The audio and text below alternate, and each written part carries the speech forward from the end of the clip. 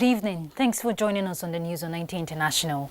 I'm Ruth Aguele. Let's bring you the headlines. African continent celebrates day amidst coronavirus pandemic.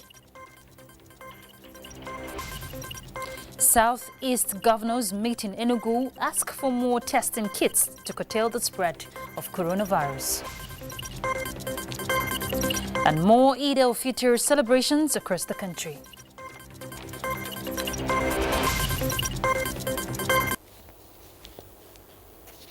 The 25th of every year is marked as World African Day. The day is set aside to commemorate the foundation of the Organization of African Unity, OAU, now African Union.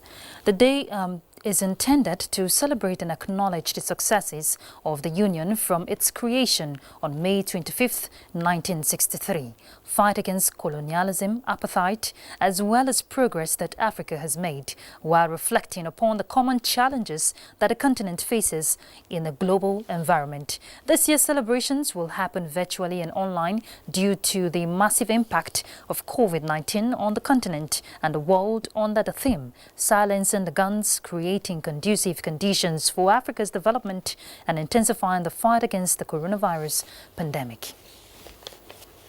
And joining me in the studio now is Dr. Tunji John Asaolu, Nigerian representative at the 3rd Permanent General Assembly, African Union, to speak on the African Day. Thank you very much for joining us, Dr. Asaolu.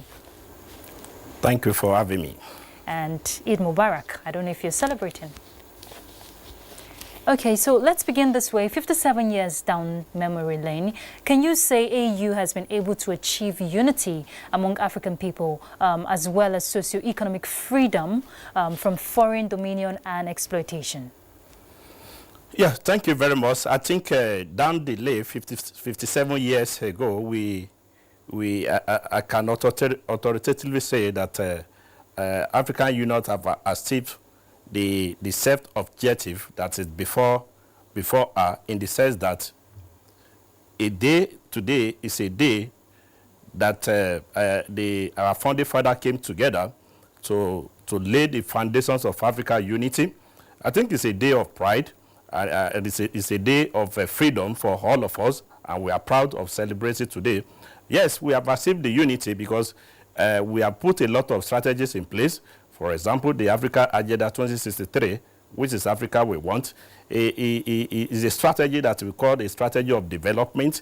Half of the century, which is 50 years ago, we have focused on integrations and a focus on peace and security. And we now set a target for ourselves that in the next 50 years, where we now clock a century, where do we want to see ourselves? So we have come out with a strategy, which we call Africa Agenda 2063, which is a strategy of development. And of course, we have also come out with what we call Africa Continental Free Trade Agreement.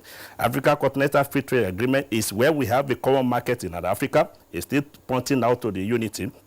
And of course, we also have what is called the Protocol of Free Movement. The Protocol of Free Movement is when a daughter or a son of Africa can wake up from Nigeria and find yourself in any part of Africa country without any visa. So these are the things that pointed toward the unity. So I can assure you that, yes, we have achieved this over the years. Dr. Asaolu, the theme for this year is very key. It says, silencing the guns, creating conducive conditions for Africa's development and intensifying the fight against the coronavirus pandemic. How do you think we can achieve this? Yeah, it is something that we have been achieving. I think so far, since the beginnings of this coronavirus in Africa, we have come together, that our leaders have come together, have come up with a strategy which we call Africa Joint Continental Strategy for COVID-19 outbreak. And the result of what we are seeing, for example, in Nigeria today, which is gave back to the presidential task force on COVID-19, is as a result of the implementing of this strategy. We are doing our best.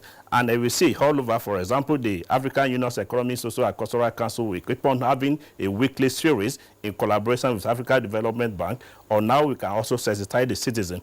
I think so far so good. The African Union, we have done the best. those that are belittled the Africa are also disappointed because they believe that once this thing enter Africa, Africa will be like, we will not be able to contain this. And I think they are very disappointed in the way that African people are handling the matters. From what you're saying, is it part of what AU has been doing so far in assisting member countries in containing the spread of the virus and the well-being of the people? Yes, the members country is part of the, AU is not standing alone without the member states. So what effort that the member states is also doing, I think is collectively, is what is making up to the effort of what African Union is doing. The African Union is just to lay the strategy, to give them the template of what is to do, and each member have to key into that strategy. For example, the African Center for Disease Control is a dedicated agency of the African Union that survive this thing, and down the line, the NCDC is actually implementing the strategy of Africa CDC. All right, now going forward, as African continent celebrates this another day, another year, what do you hope to see in the future for the continent and her people? What we want to see in the future is, we talk about unity. We are looking at how because Africa people, what we aspire for is the integrated, peaceful, and prosperous Africa. So we are looking at, in the nearest future, where we can be a United States of Africa, where we can have a single currencies, where we can have a common passport, like I said, where every citizen can wake up from wherever the citizens of their origin without any visa and find themselves in any country that they want to be, that we have the right of occupancy, the right to do business without anybody victimizing them, without anybody asking them which country are they from. We want to see each and every one of us as a citizen of Africa without being victimizing, without being undermined, without being looking at the colors of where we come from and all the rest. I think this is where we are headed to, and I can assure you that soon as we will get there. Yes, indeed, and together we can overcome as a continent. Thank you very much, Dr. Tunji John Asaolu. Thank you for having me once again. Right, he's the Nigerian representative at the 3rd Permanent General Assembly, African Union. Still on the African Day, the need for all African leaders to work together towards bringing Africa out of COVID-19 has been stressed during the Tony Elumelu 2nd edition of the UBA Africa 2020 conversation. The theme of the conversation is growth, job and sustainable development amidst a global pandemic. Tony Elumelu and other panelists say many Africans are being affected as a result of COVID-19, hence the need to provide health insurance, sanitation, hygiene and water. They also called for entrepreneurial development and youth empowerment. Youth and ensuring creation of jobs and economic opportunities even during this difficult time. The message that this COVID-19 is teaching us about independence will help us to integrate our continent better so that we trade better, invest amongst ourselves better, and promote our growth and development as a people. I hope we will be able to talk on how this we can capitalize on this crisis to seize new opportunities. See how well we can support countries and communities to be able to respond better, to provide food for themselves, but as well as they come back to see how they can get better jobs or they can get jobs and how we can help them. We must develop a vaccine, and the vaccine has to be made very widely available in as free and as affordable and as easily distributed a way as is possible. So that there is optimism in the world that the economies can recover, that movement and economic activity can return.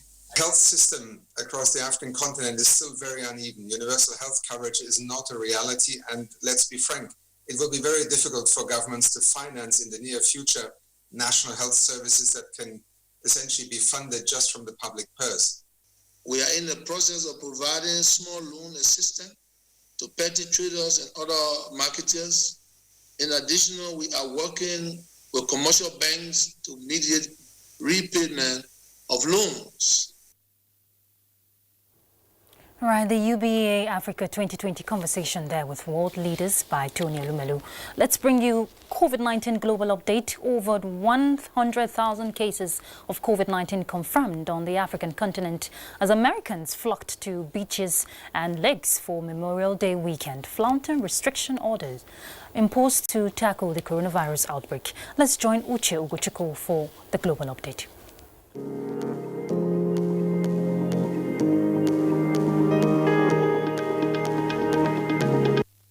According to the figure released by the African Center for Disease Control, total confirmed coronavirus cases on the continent now stands at 110,900, recoveries 44,500, and confirmed coronavirus deaths is 3,300.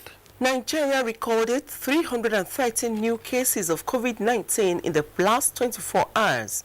A breakdown indicates that Lagos has 148 cases, 36 in the Federal Capital Territory, 27 in Rivers, 19 in Edo.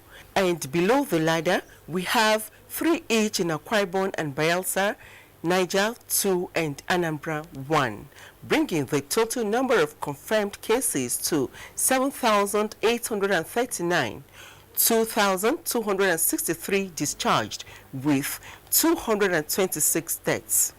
Elsewhere, the U.S. has more coronavirus cases than anywhere in the world. It has over 1.6 million known infections and is nearing 100,000 deaths linked to the virus. Japanese Prime Minister Shinzo Abe lifted a coronavirus state of emergency in Tokyo and 4 other remaining areas on Monday. India has restarted domestic air travel as the country recorded its highest daily total of 7,000 new COVID-19 infections. Malaysia reported 172 new coronavirus cases on Monday, most of them foreigners held at immigration depots, and taking the total number of infections in the country to 7,417. The Philippines Health Ministry on Monday reported 5 additional novel coronavirus deaths and 284 more infections. Cases of the coronavirus in Russia climbed to 353,427. It said the number of fatalities had risen by 92 overnight, taking the overall nationwide death toll from the virus to 3,633. And globally, Worldometer indicates the number of coronavirus cases has risen to 5,543,125, 347,439 deaths, and 2,323,068 have recovered as at 6 p.m. local time. Uche Ugochukwu, NTA News. And more on COVID-19 training to enhance capacity of health workers who are on the front line in the fight against COVID-19 has continued in Taraba State. This time, the Center for Initiative and Development, in collaboration with Nigerian Center for Disease Control, took the capacity building to the doorsteps of Federal Medical Center in Jalingo. Let's hear from Joseph Otson. Very important to us because we are the healthcare providers, and it's a timely training for us to step it outside to see how we can manage this COVID-19 in our community.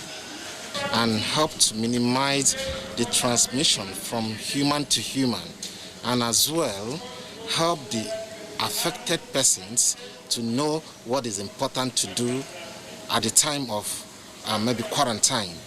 Our passion is to ensure that our frontline healthcare workers are first of all protected through the knowledge they have on personal protective equipment and infection prevention control, and they have the necessary skills and competencies, knowledge on how to manage these patients when they come through the doors and the gates of our hospitals. This 5 weeks workshop is to build capacity of health workers saddled with the responsibility of managing COVID-19 patients without jeopardizing personal health. The training, according to the organizers, is going on in 7 states, including Adamawa, Bauchi, Benue, Gombe, Nasarawa, Yobe, and Taraba State. Over 3,000 persons are expected to benefit from the training. In Jalingo, Joseph Sound Otsen, NTA News. And in Enugu, the governors of the Southeast Zone have agreed to engage the Nigerian Center for Disease Control on the need to scale up testing of coronavirus in the zone, as the forum directs all Igbos living outside Igbo land to obey all extant COVID-19 orders, especially the presidential directive on interstate movement. In a communique issued by the forum after its meeting in Enugu, the governors also requested the Inspector General of Police to abide by the agreement reached with him on community policing composition in the Southeast Zone. Susan Eze reports. In a 7-point communique presented by the chairman of the Southeast Governors Forum and governor of Ebonyi State, Dave Umahi, the governors directed the people of the Southeast Zone to comply with the ban on interstate travels, the hygiene protocols and directives of their home governors and those of where they live, as the forum engages the National Center for Disease Control on the need to scale up COVID-19 testing in the Southeast. On security matters, the governors disagreed with the community policing composition formula contained in a recent communication to them from the Inspector General of Police. The recent communication from the Inspector General of Police to our governors of Southeast on community policing composition is not in keeping with the agreement we reached with him during his last visit to the Southeast. In the circumstance, we cannot begin implementation of it until the program reflects our earlier agreement with the IGP. The Southeast governors and their leaders request the IGP to please revise